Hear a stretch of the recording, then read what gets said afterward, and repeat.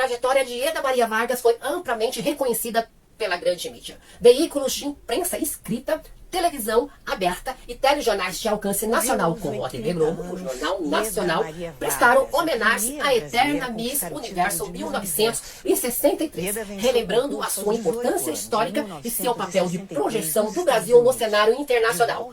Hoje, o Brasil se despediu com gratidão, respeito e orgulho. E Eda Maria Vargas, ela partiu, mas permanece eterna na nossa história do Miss Universo.